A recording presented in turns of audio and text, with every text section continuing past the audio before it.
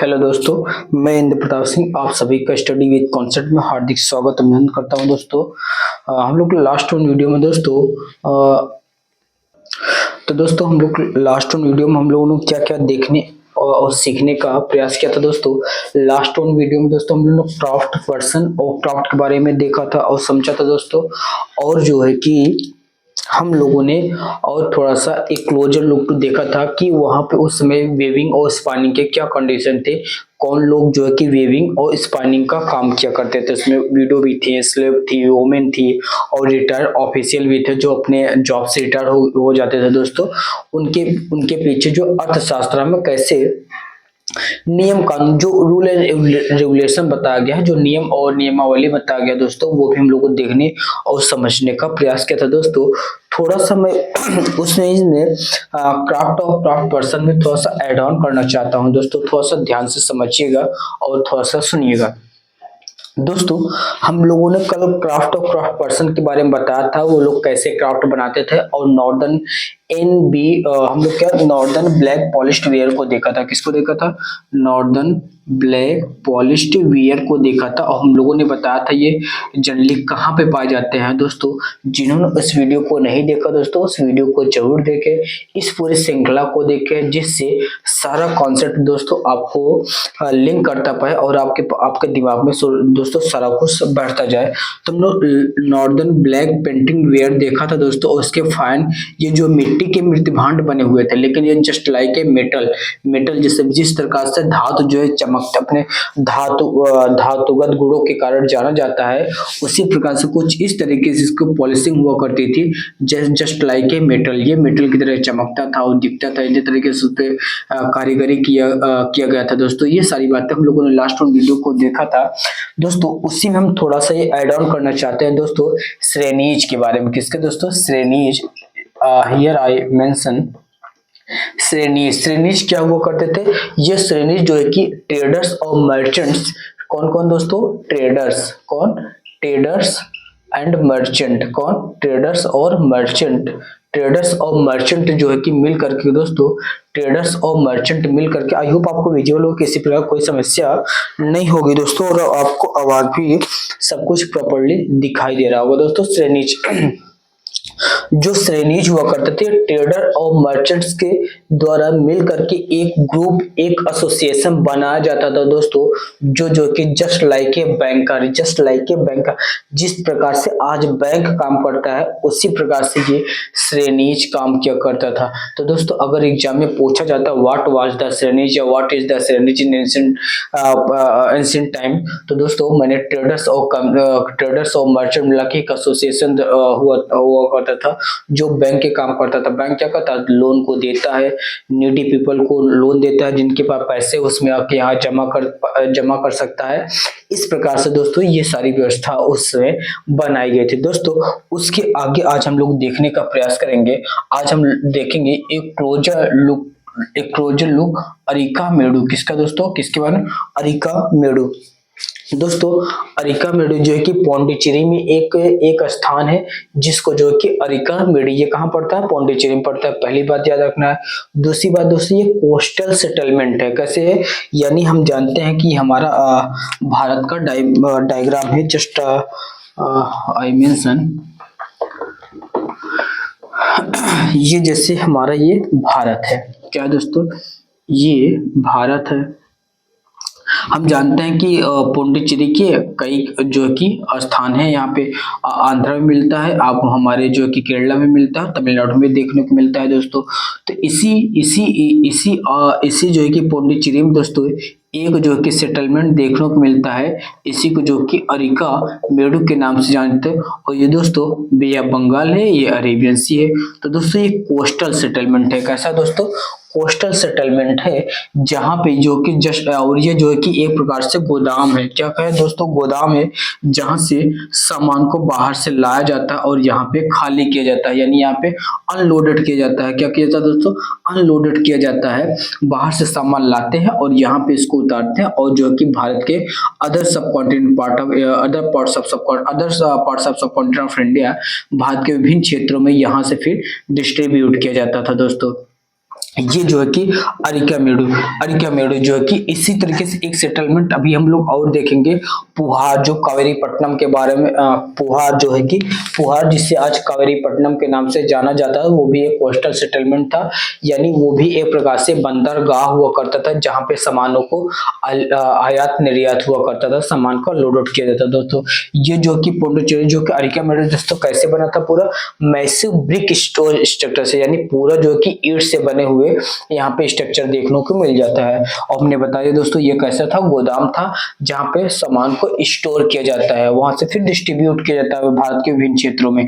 दोस्तों यहाँ से जब दोस्तों यहाँ से जो है कि यहाँ से जब ये स्टोर हाउस है, तो यानी भारत में जो कि विभिन्न विभिन्न रीजन से यहाँ पे सामान को लाया जाता था। तो उसी प्रकार से दोस्तों एक हमको M4 का यहाँ पे एग्जांपल देखने को मिलता है। एक M4 जो कि एक प्रकार का स्पेशल टाइप्स ऑफ जार है, जो कि इसमें डबल हैंडेड बना हुआ था, किसमें से दो हैंडल लगी थी, कितने दोस्तों, दो हैंडल। जैसे मान लेते हैं ये हमारा जार है, तो ये जार है दोस्तों, यहाँ पे भी एक हैंडल, यहाँ भी एक तरह के हैंडल, इस प्रकार से जार बना हुआ करता था, जिसको M4 के नाम से जाता था। ये किस रीजन से बिलोंग करता था, ये मेडिटेरियन रीजन से। कहा दोस्तों, मेडिटेरियन। यानी एक बात इस बात की इस एग्जांपल से हमें एक बात पहले तो M4 के बारे में याद रखेंगे, कहाँ से बिलोंग करता है, मेडिटेरियन। इसके पीछे कॉन्सेप्ट यह है दोस्तों, इसका मतलब कि ये इंडियन उस समय के लोग जो कि उनका उन लोगों का व्यापार जो मेडिटेरियन रीजन से हुआ करता था, ये बात पता चलती है। दूसरी बात दोस्तों, ये डबल हैंडेड जार हुआ करता था दोस्तों। इसी प्रकार से जो है कि यहाँ पे इसी अरिकामेडु में रोमन के बहुत सारे ऐसे गुड्स यानी आर्टिकल्स देखने को मिल जाते हैं, जैसे वहाँ के लैंप देखने को मिल जाए, ग्लास वेयर देखने को मिल जाता है, जेम्स देखने को मिल जाते हैं। और दोस्तों यहाँ पे जो है कि एक अरेंटाइन जो है कि इटली का एक जो है कि वेयर का नाम है, एक बर्तन का नाम है जिसको अरेंटाइन कहा जाता था। ये जो है कि दो नुकीले पत्थर जैसे दो नुकीले पत्थर को एक शेप होता था जो पॉलिश बना हुआ करता था, इसी को अरेंटाइन कहा जाता है दोस्तों। ये जो है कि इटली से यानी इस वाले रीजन से भी हमारे भारत देश में उस समय जो है कि दोस्तों व्यापार हुआ करता था दोस्तों। अभी तक हमने दोस्तों जो आपको बताने और समझाने का प्रयास किया दोस्तों, ये आपके दिमाग में छप होगी, इसमें किसी प्रकार की कोई समस्या नहीं होगी। क्या क्या बातें हमको याद रखनी है, ये सारी बातें हमने यहाँ पे मेंशन कर दिया दोस्तों। इसके बाद थोड़ा सा हम लोग आगे बढ़ते हैं, तो हम लोग जो कि एक जो कि ग्रीक सेलर है, जिसको जो आज का जो भरूच है, आज का जो गुजरात में एक कोस्टल सेटलमेंट है दोस्तों, उसको वो उन्होंने बैरी गाजा करके पुकारा। क्या करके दोस्तों कहा है, बैरी गाजा। क्या कहा दोस्तों, बैरी गाजा। इस बैरी गाजा में दोस्तों हम बताना चाहेंगे आपको किस किस चीज का यहाँ पे ट्रेड हुआ करता था दोस्तों। इसके बाद हम ट्रेड और ट्रेडर्स को ही देखेंगे। किसके बाद दोस्तों, बैरी गाजा। बैरी गाजा किसका नाम है दोस्तों, तो बैरी गाजा आज का जो सूरत में भरूच रीजन है, कौन सा, भरूच को ही जो कि जो ग्रीक सेलर हैं, ग्रीक सेलर जो कि इसको किस नाम से पुकारा दोस्तों, इन्होंने इसको बैरी गाजा के नाम से पुकारा। किसके नाम से, बैरी गाजा के नाम से पुकारा दोस्तों। तो बैरी गाजा अगर पूछेंगे किसको कहा जाता है, तो किसको कहा जाता है, भरूच को कहा जाता है। भरूच आज कहाँ है, सूरत के आसपास वाले रीजन में, सूरत में देखने को मिल जाता है। उसी का नाम जो है कि दोस्तों उन्होंने बैरी गाजा कह के पुकारा दोस्तों। इसके बारे में हम लोग थोड़ा सा देखते हैं और समझते हैं what was the special in बैरी गाजा। अब बैरी गाजा में क्या कुछ स्पेशल था दोस्तों, तो बैरी गाजा में दोस्तों यहाँ पे जो है कि इंपोर्ट किया जाता था, किस किस चीज का इंपोर्ट किया जाता था। थोड़ा सा मैं इसको इरेज करता हूँ, उसके बाद यहाँ पे मैं लिखने का प्रयास करता हूँ और आपको बताता हूँ, अवगत कराता हूँ कि क्या क्या चीजों को इस क्षेत्र में बैरी गाजा में दोस्तों इंपोर्ट किया जाता था और किन किन चीजों को यहाँ से एक्सपोर्ट किया जाता था, उसको हम लोग देखने और समझने का प्रयास करते हैं दोस्तों। यहाँ से जो इंपोर्ट कौन कौन से ऐसे आर्टिकल थे जो यहाँ पे इंपोर्ट किया जाता था, यानी अदर देशों से भारत में लाया जाता था बैरी गाजा में, तो दोस्तों वो आपके फर्स्ट ऑफ ऑल क्या थे, आपका हमारा पहला वाइन था। क्या था दोस्तों, वाइन था दोस्तों।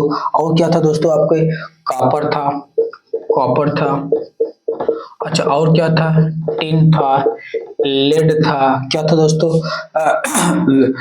वाइन था, कॉपर था, टिन था, और क्या था दोस्तों, लेड था, और दोस्तों कोरल थे, क्या थे दोस्तों, कोरल। कोरल का मतलब को मूंग होता है, मूंगे। ये बस चीजें यहाँ पे जो कि दोस्तों, अच्छा गोल्ड और सिल्वर तो था ही, इसीलिए तो भारत महान था, क्योंकि यहाँ पे जो उस समय जो है कि गोल्ड और सिल्वर का भरमार हुआ करता था। यहाँ से अच्छा किस और क्या क्या एक्सपोर्ट किया था, कैसे हमारे यहाँ जो कि गोल्ड और सिल्वर का भरमार हुआ, क्योंकि हम जानते हैं कि दोस्तों यहाँ से जो है कि उस समय जो भारत जो है एक्सपोर्ट किया करता था, मेजर एक्सपोर्टर हुआ करता था किन किन चीजों का। तो सबसे पहले जो कि इसमें नाम है वो था जैसे हिमालयन, क्या था दोस्तों, तो हिमालयाज के जो यहाँ पे गुड्स मिलते थे वो सारा चीज, आइवरी था, आइवरी था दोस्तों, और क्या था दोस्तों आपके, कार्निलियन स्टोन था, कार्निलियन स्टोन था दोस्तों, कार्निलियन स्टोन कार्निलियन एक स्पेशल प्रकार का जो कि दोस्तों स्टोर है, स्टोन। और उसके बाद यहाँ पे दोस्तों कॉटन, कॉटन का भी यहाँ से एक्सपोर्ट किया जाता था, कॉटन था, कॉर्नेलियन स्टोन था, हिमालयज गुड्स था जो हिमालय में पाया जाता है, और यहाँ पे दोस्तों मोस्ट इम्पोर्टेंट यहाँ से स्पाइसेस का भी, स्पाइसेस में सबसे ज्यादा दोस्तों किसका, पेपर का, पेपर, ब्लैक पेपर को, जिसको जो है कि ब्लैक गोल्ड के नाम से भी जाना जाता था। तो दोस्तों इन सब चीजों को दोस्तों यहाँ पे इम्पोर्ट किया जाता था। और हिमालयन जो गुड्स हुआ करते हैं, कर्नल स्टोन था, कॉटन था, स्पाइसेस था, इन सब चीज का यहाँ से एक्सपोर्ट किया जाता था दोस्तों। आई होप मैंने अभी आपको जो बैरीगाचा के बारे में बताया और समझाया दोस्तों, इसमें आपको किसी भी प्रकार की कोई समस्या नहीं होगी। और जो होगी हमको दोस्तों, हम थोड़ा सा और आपको बताना चाहते हैं कि यहीं पे जो है कि बहुत सारे और गिफ्ट वगैरह जो आपको गिफ्ट वगैरह मिलते थे, ये गिफ्ट के फॉर्म में राजा और रजवाड़ों को दोस्तों उसमें प्रोवाइड किया करते थे, जो लोकल रूलर और ट्रेडर्स हुआ करते थे, जो बाहर के लोग आते थे, वो सारा चीज यहाँ पे गिफ्ट के फॉर्म में या फिर इन सब चीजों के फॉर्म में दोस्तों प्रोवाइड किया करते थे दोस्तों। इसके बाद हम थोड़ा सा आगे बढ़ने का प्रयास करते हैं और थोड़ा सा समझते हैं ट्रेड और ट्रेडर्स को दोस्तों। इसको थोड़ा सा ध्यान से समझिएगा, बहुत ज्यादा इसमें कुछ बातें याद करने की बातें नहीं है, बस मैं आपको जो बताने और समझाने का प्रयास कर रहा हूँ उसको आप ध्यान से समझिएगा दोस्तों। ट्रेड का मतलब क्या होता है कि मतलब कि ट्रेड का मतलब होता है व्यापार करना, ट्रेडर्स का मतलब होता है व्यापार करने वाले लोग। इसका मतलब ये हुआ कि दोस्तों उस समय जैसे हमने कहा कि इन सभी चीजों के एक स्थान से दूसरे स्थान पे आवागमन कैसे हुआ करता था, यानी वाइन जो है कि अगर मान लेते हैं हम लोग कि जो कार्नेलियन स्टोन है, स्पाइसेस है, अगर स्पाइसेस मेडिटेरियन रीजन में पाया जा रहा है, इसका मतलब है या तो इसको दो ही प्रबल संभावना है, या तो वहां पर उसकी खेती होती है, उगाया जाता है, प्रोडक्शन हुआ होता होगा, या किसी से ट्रेडर ने उसको ट्रेड करके कि वहां पे लाया होगा, उसको व्यापार के माध्यम से वो स्थापित किया होगा, वहां लाया गया होगा दोस्तों। तो इसी प्रकार से थोड़ा सा समझिएगा, जब चीजों को ट्रेड हुआ करता, जब ट्रेडर्स हुआ करते थे तो वो क्या करते, एक स्थान से दूसरे स्थान पे चीजों को, गुड्स का एक्सपोर्ट इंपोर्ट किया करते थे। तो उसी में दोस्तों जिसको हमने अभी बताया कि northern black painted ware, N B PW के बारे में बताया, नॉर्दर्न ब्लैक पेंटेड वेयर के बारे में बताया। तो दोस्तों ये जो है कि भारत में जो कि साउथ इंडिया में देखने को मिल जाते हैं कुछ, ज्यादातर दोस्तों ज्यादा आपको कहाँ पे मिलता है, नॉर्दर्न पार्ट्स ऑफ सब कॉन्टिनेंट ऑफ इंडिया में देखने को मिलता है। इसका मतलब है कि जो ट्रेडर्स थे इनका भी ट्रेड हुआ करता था, इनकी भी डिमांड थी अदर पार्ट्स ऑफ इंडिया में। तो दूसरी बात दोस्तों, और किन किन चीजों का मतलब कि भारत से कौन कौन चीजों का डिमांड हुआ करता था, तो हमने बताया कि जैसे उसमें स्पाइसेस का हब हुआ करता था। अच्छा साउथ इंडिया, जो हमारा साउथ इंडिया पार्ट है दोस्तों, आज का तेलंगाना, तमिलनाडु, केरला, यहाँ पे दोस्तों, यहाँ पे जो ऐसे जैसे यहाँ पे कार्डमम पहाड़ी है, कहाँ पे, केरला में जो है कि कार्डमम पहाड़ी है, जहाँ पे जो कि इलायची के नाम से पहाड़ी है, जहाँ पे जो कि इलायची की खेती होती है, ब्लैक पेपर की खेती होती है। यानी यहाँ के जो है कि स्पाइसेस, जो मसाले थे, रोमन साम्राज्य में बहुत ही ज्यादा डिमांड हुआ करती थी। अच्छा इसके पीछे डिमांड के कारण उसके ज्योग्राफिकल फीचर भी हैं, जब हम कभी लोग ज्योग्राफी को पढ़ेंगे तो उसमें थोड़ा सा बताएंगे, लेकिन मैं आपको थोड़ा सा इंट्रोड्यूस करा देता हूँ कि जो दोस्तों जो जैसे ये जो भी साम्राज्य जो आज रोमन हुआ, ग्रीक हुआ, तो हाई लेटीट्यूड पे वहां पे मोस्ट ऑफ द टाइम क्या होती है, ठंडी पड़ती रहती है, ठंडी पड़ती है। तो दोस्तों अपने बॉडी को गर्म करने के लिए इसलिए वहां पे वाइन खूब तादाद में मिलता है और वाइन का खूब ज्यादा मैन्युफैक्चर प्रोडक्शन भी होता है। तो क्यों? क्योंकि उन लोगों को ठंडी ज्यादा पड़ती है, हाई लेटीट्यूड में रीजन में है, तो उस अपने बॉडी को गर्म करने के लिए वहां पे इन चीजों को सेवन करते हैं कुछ तादाद में। और दूसरी बात दोस्तों, हमारे हम लोग जिस लेटीट्यूड रीजन में बिलोंग करते हैं वहां पे जो है कि 3 प्रकार के मौसम पाए जाते हैं, ठंडी भी होती है, गर्मी होती है, बरसात में होती है। तो हमें उतनी इस चीज की नीड नहीं होती। दूसरी बात दोस्तों, वहां पे जैसे मीट, अब मान लेते हैं कि छोटा, उस समय तो इतना बड़ा मतलब कि पॉपुलेशन था नहीं, छोटे छोटे परिवार, एक परिवार में 2-4 लोग होते हैं या फिर जितने भी लोग होते होंगे। तो जैसे मान लेते किसी एक बकरी या किसी भी एक पशु को हमने उसको काटा पीटा उसके बाद बनाया, तो क्या हम लोग ये तो संभावना नहीं थी कि उसमें इतना मॉडर्न टेक्नोलॉजी नहीं थी उसको फ्रिज में या फिर किसी और ऐसे स्थानों पर उसको प्रिजर्व किया जा सके। उस समय क्या हुआ करता था, अगर वैसे रख देते तो खराब हो जाता, इसलिए दोस्तों क्या करते थे, उसको मसाले में लपेट कर रख दिया जाता था, जिससे हम लोग उसको मोर मतलब कि ज्यादा समय तक उसको प्रिजर्व कर पाए और वो जो कि वेस्ट से होने से बचाए और हम उसको दोबारा कंज्यूम कर सके। इसलिए दोस्तों इन सब चीज को ज्यादा रोमन एम्पायर में या रोमन साम्राज्य में दोस्तों इन सब चीजों को डिमांड हुआ करती थी।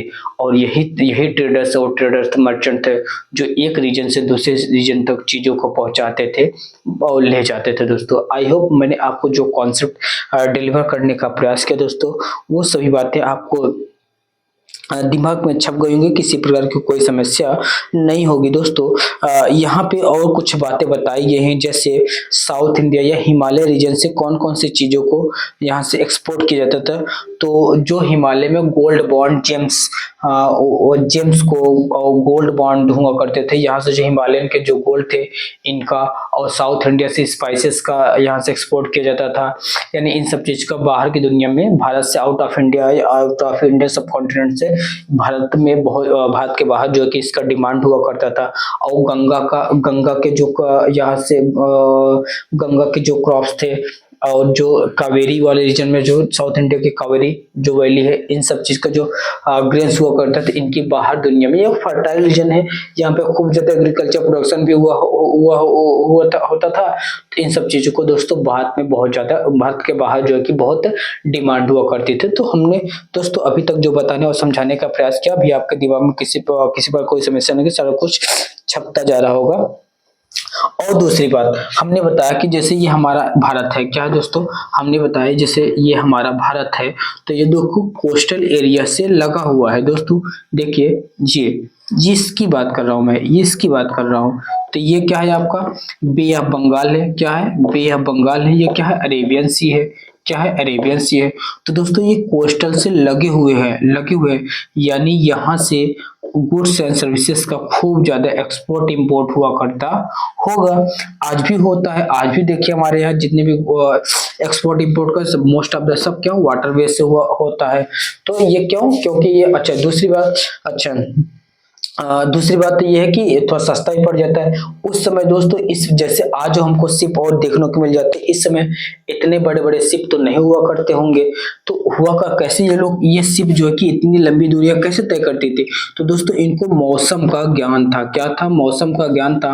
और हम जानते हैं कि जब मानसून वापस, इस समय देखो जैसे मानसून वापस आ रहा है तो अब हवाएं जो है कि इधर से इधर चलने लगती हैं, तो यहाँ से गुड्स का यानी शिप यहाँ से यहाँ जाता था। अच्छा, जब हवाएं इधर से मौसम मानसून आता था तो हवाएं इस तरफ से ऐसे चलती हैं, तो शिप जो है कि इधर से इधर पहुंच जाता था।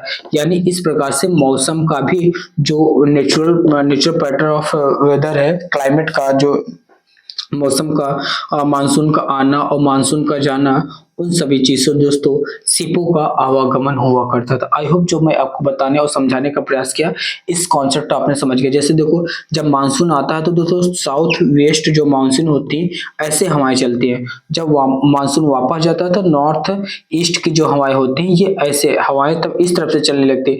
जब इस तरफ से हवाएं चल रही हैं तो जो शिप होंगी इस तरफ से वापस इधर चला जाएगा। अच्छा, जब ये हवाएं साउथ वेस्ट होंगी तो ये हवाएं धोखी यहाँ से आता रहेगा, ऐसे आता रहेगा, तो यानी शिप यहाँ से यहाँ पहुंच जाएगा और ये यहाँ से शिप और लोड होकर के फिर बाहर चला जाता है। इस प्रकार से जो ट्रेडर्स जो कि इन सभी व्यवस्थाओं को यूज किया था दोस्तों। आई होप अभी तक मैंने आपको जो बताने और समझाने का प्रयास किया दोस्तों, आपके दिमाग में अच्छा किसी प्रकार कोई समस्या नहीं होगी दोस्तों। अगर आपको ये वीडियो दोस्तों अच्छी लगी है तो अपने दोस्तों में ज्यादा से ज्यादा शेयर करें।